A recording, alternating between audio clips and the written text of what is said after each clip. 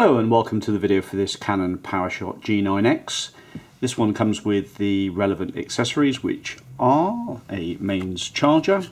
So that charges the NB13L, which is the original battery, and that's in the camera, so nice condition. The mains figure of 8 power lead to power the charger. A wrist strap and a handy little desktop tripod, which enables you to be able to mount the camera on the tripod and articulate it like so that it is on a ratchet. It screws into the 1/4 inch metal plate on the bottom of the camera, but also it enables you to be able to use the camera for video use in this sort of motion. So basically it's like a trigger, and you can hold the camera out in front of you or towards you without having to articulate your wrist so much, which just basically helps out in the selfie department. So like so, there we are, that's probably a bit better. Okay, and also hold it high up in the air and low down. So we'll just lose this tripod at a moment and we'll talk about this camera. So the G9x Mark II is very similar to the G7x Mark II, which is its bigger brother, as it were, which has a slightly better photographic capability in terms of the lens and a flip-up screen and a slightly wider aperture as well. But for the savings that you make on the G9x, you do get a lighter camera, you do get Bluetooth as well, and it's slightly smaller and easier to handle because the screen doesn't flip up. And you save some money as well, of course, so if you haven't got the budget for a G7x. So this one's just suited a little bit more towards the photographic rather than the video use, but its video capability is practically the same.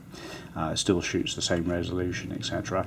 They're nicely made, these. They have a built-in pop-up flash, and this one's in this attractive brown and silver colour. The battery compartment and the SD card live in there, and you'll need an SD card, something like an SDXC X-Ray Charlie, and that'll get you the best capability for speed for downloading. So this one's been reset, so it's just currently sat ready for you to input your settings. But if you want, you just set it to auto like so, and it tells you on the screen. And we do have full menu capabilities, and you can select what you want on the screen there. And if you put it in menu mode, you get full settings for the menu. Let's just pop it back on menu. Histogram, lots of different settings for the more involved photographic people, and the zoom is working fine. You can see the diaphragm opening up and closing there on the lens. Cracking autofocus, just exhibiting a bit of wear, this camera. Some of the buttons just have lost a little bit of their decals, but not much. It's been well looked after. It's got a few minor marks around it, but nothing special. There is an HDMI and a standard USB port on the side of the camera. Everyone's got plenty of those. And a nifty little feature is if you grab a power bank, something like this, you can charge these cameras on the hoof. So the 5-volt USB input, which is the one at the top, also enables you to charge the camera. So if you don't have your mains charger or mains voltage handy, you can just plug in the USB, plug it into a power bank. The little red LED illuminates to show it's charging. I've tested it and it all works fine. And you can charge it whilst you're stopped off and had a coffee or on your day out or whatever. So these batteries are quite expensive to buy if you buy Canons, and what you'll find is you can eliminate the need for extra batteries with a power bank and just a standard USB. And of course that USB cable can download the data from your SD card to your computer.